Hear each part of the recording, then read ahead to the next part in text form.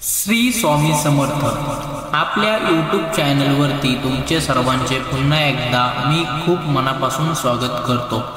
नवरात्रीत जशी घटस्थापना महत्त्वाची असते, अगदी त्याचप्रमाणे अखंड दिवाही तेवढाच महत्त्वाचा असतो।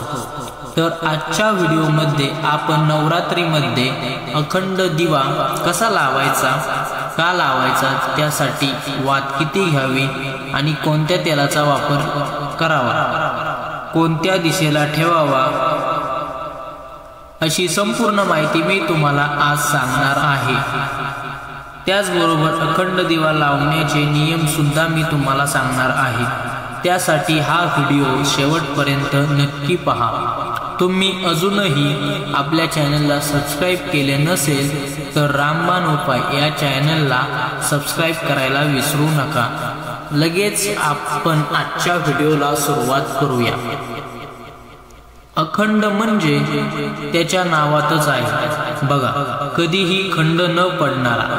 नवरात्रीच्या 9 दिवसात आपण घरात घटस्थापना आणि अखंड दिवा लावतो। या अखंड दिव्याला न विझू देता तेवत ठेवण्याचा नियम आहे। नवरात्रात 9 दिवसांपर्यंत देवी आईला प्रसन्न करण्यासाठी आणि इच्छित फळ मिळावे म्हणून यासाठी अखंड दिवा लावला जातो। नवरात्रीतील 9 दिवस दिवा तेवत ठेवणे याला अखंड दिवा म्हणतात। अखंड दिवा लावल्याने आपल्या घरात सुख, समृद्धी, शांती, आयु, आरोग्य, भरभराट येत असते आणि देवीची आपल्यावर अखंड कृपा राहते। घरात सकारात्मक ऊर्जा येते, घरातील वातावरण पवित्र होतं। त्यामुळे नवरात्रीमध्ये अखंड दिवा लावला जातो। अशा प्रकारे ज्योतीच्या प्रकाशाने सगळ्या समस्या दूर होतात आणि आई जगदंबेचा सुद्धा आशीर्वाद आपल्याला मिळतो। तर अखंड दिवा हा नवरात्रीच्या पहिल्या दिवशी लावला जातो। घटस्थापना केल्यानंतर तुम्ही लगेचच हा दिवा लावू शकता। तर अखंड दिवा हा कधीही जमिनीवर ठेवू नये। दिवा हा नेहमी चौरंग किंवा पाटावर ठेवावा आणि त्यानंतर लावावा। तुम्ही एखादा छोटासा पाट किंवा चौरंग घेतला तरीही चालेल। मी त्यावरती लाल रंगाचे वस्त्र अंथरून घेतले आहे। आपण दिव्याला हा एक असा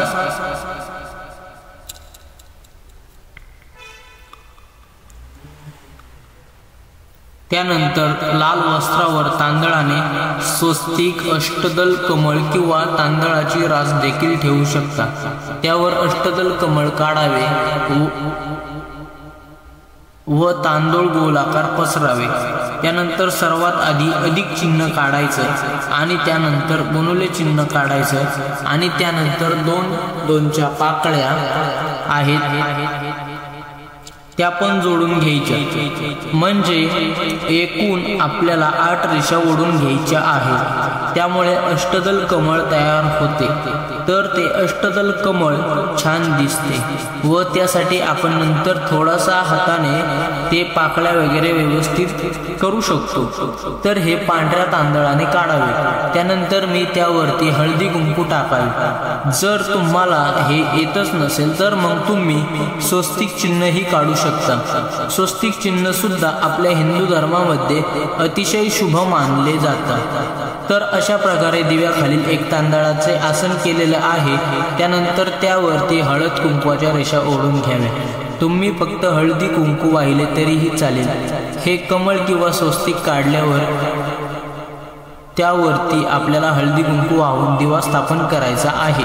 अखंड दिवा लावण्यासाठी तुम्ही मातीचा, पितळाचा, चांदीचा, दगडाचा असा कोणताही दिवा लावू शकता।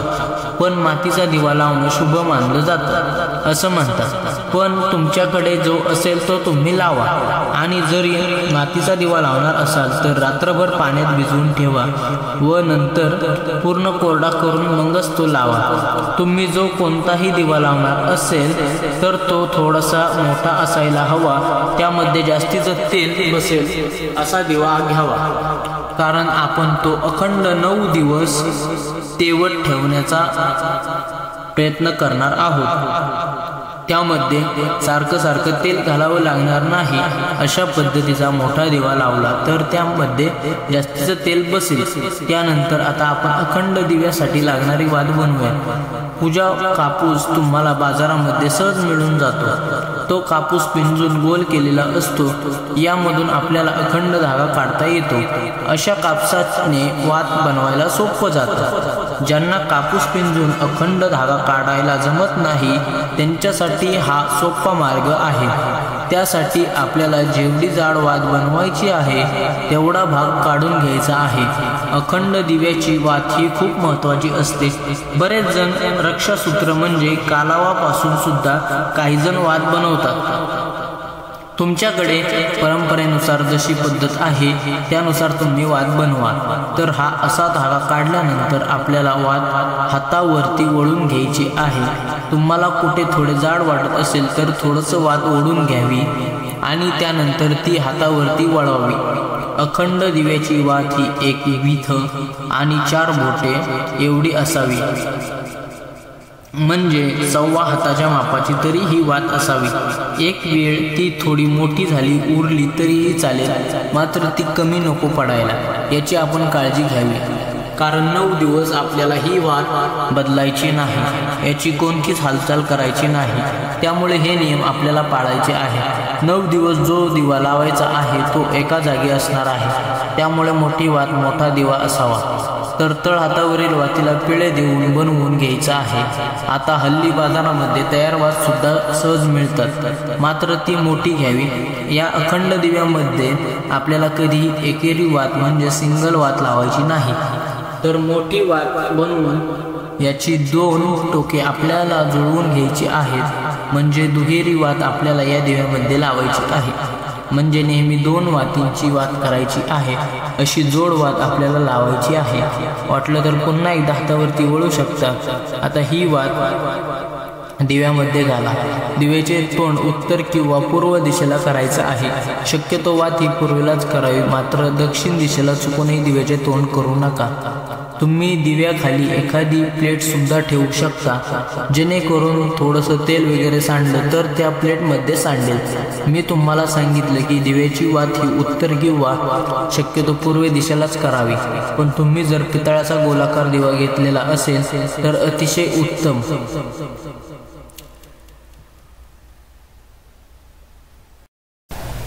कारण ही वात थेट वर जाते, म्हणजे ब्रह्मांडाकडे जाते आणि हे तर अतिशय शुभ असतं। त्यामुळे असा देखील दिवा तुम्ही वापरू शकता। हा दिवा लावण्यासाठी साजूक तुपाचा वापर करावा। जर आपल्याकडे दिवा लावण्यासाठी तूप नसेल तर आपण तिळाच्या तेलाचा दिवा किंवा मोहरीचं तेल शुद्ध असल्यास मोहरीच्या तेलाचा दिवा लावावा। शक्यतो तीळ आणि मोहरीचे तेल या दिव्यासाठी वापरले जातात। याचे कारण ही तेवढेच वेगळं आहे। या तेलाचा दिवा लावल्यामुळे आपल्याला घरातील नकारात्मकताही हळूहळू दूर करता येते। जसा जसा दिवा हळूहळू जळत जातो तशी तशी आपल्या घरातील नकारात्मकताही संपत जाते। तसेच वास्तुदोष पितृदोष सुद्धा हळूहळू कमी होतो, यामागचे हे कारण आहे। त्यामुळे आपल्या घरामध्ये नेहमी सकारात्मक ऊर्जेचा प्रवेश होतो। अखंड दिवा लावण्याआधी तुम्ही संकल्प करावा। दिवा लावताना मनातल्या मनात आपल्या इच्छेबद्दल विचार करा आणि देवी आईला विनवणी करा, माझ्या सर्व इच्छा पूर्ण व्हाव्या। हा दिवा प्रज्वलित करण्यापूर्वी गणपती, देवी माता आणि भगवान शिव यांचे ध्यान नक्की करा। तुम्ही जर तुपाचा दिवा लावत असाल तर तो देवीच्या उजव्या बाजूला ठेवावा आणि कोणत्याही तेलाचा दिवा लावत असाल तर देवीच्या डाव्या बाजूला ठेवावा। दिवा स्थापन केल्यानंतर देवीला हळदी कुंकू अक्षता वाहून फुले वाहून दिव्याची पूजा करायची आहे। दिव्याला नमस्कार करायचा आहे। देवीला सांगायचं की तू आज माझ्या घरी आलेली आहेस, तर माझ्या घरात तुझा अखंड असाच सहवास राहू दे। कारण नवरात्रीमध्ये देवी आपल्या घरात सूक्ष्म स्वरूपात 9 दिवस वास करत असते, त्यामुळे आपल्यालाही प्रार्थना करायची आहे। अखंड दिवा प्रज्वलित केल्यानंतर तुम्ही एखाद्या दिव्याचा मंत्रही म्हणू शकता आणि मंत्र शक्य नसेल तर शुभम करोति कल्याणम आरोग्यम धनसंपदा शत्रु बुद्धी विनाशाय दीपक ज्योती नमस्तुते हा श्लोक म्हणा। शक्यतो झाकणाचे दिवे वापरा आता बाजारामध्ये ते सहज उपलब्ध आहेत किंवा वरती काच असलेले सुद्धा दिवे असतात, ते सुद्धा तुम्ही वापरू शकता। यामुळे दिवा शांत होण्याची किंवा मालवणीची भीती नसते। आपला दिवा कधीही शांत झाला म्हणजे विझला तर तो विझला असं न म्हणता मालवला किंवा शांत झाला असं म्हणावं। आणि जरी आपल्या हाताने चुकून दिवा गेला किंवा शांत झाला किंवा कधी कधी अचानक वारा येतो, खूप हवा येते, त्यामुळे सुद्धा दिवा शांत होऊ शकतो, तर घाबरून जायचं काहीही कारण नाही। देवी आईची माफी मागून आपण तो पुन्हा काडीपेटीने प्रज्वलित करायचा आहे किंवा तुम्ही तुमच्या कुलदेवीचा 108 वेळा किंवा 1008 वेळा जप करावा आणि विष्णू सहस्रनाम वाचा की ज्याच्यामुळे आपण क्षमा मागतो। आणि बऱ्याच वेळानंतर दिव्याला काजळी येते तेव्हा काय करायचं, एखादं छोटंसं निरंजन ह्या दिव्याने लावायचं आणि त्यानंतर आधीच्या दिव्याची काजळी काढून घ्यायची, त्यानंतर त्या छोट्या दिव्याने हा दिवा लावून घ्यायचा, असं पण तुम्ही करू शकता। किंवा हल्ली बाजारामध्ये काजळी काढण्याचा चिमटा सुद्धा मिळतो, त्याने जर तुम्हाला हळूवारपणे काढता येत असेल तर वात थोडीशी आधी मोठी करून घ्यावी आणि त्यानंतर काजळी काढावी। अखंड ज्योत आहे ती शांत होणार नाही। आपण अखंड दिवा लावला असेल तर त्या दिव्याची योग्य ती काळजी घ्यायला पाहिजे। घराला कुलूप लावून कोठेही बाहेर जाऊ नये। घरात एक तरी व्यक्ती असावी किंवा तुम्ही सकाळी जाऊन संध्याकाळी माघारी येणार असाल तर आधीच जाताना त्या दिव्याची थोडी मोठी वाट करावी आणि त्यामध्ये योग्य त्या प्रमाणात तेल घालावं। तेल घालत असतो तर तेल घालताना तुम्ही जर बाहेरून आला असाल तर आधी स्वच्छ हातपाय धुवून घ्यावे आणि त्यानंतरच दिव्यामध्ये तेल घालावं।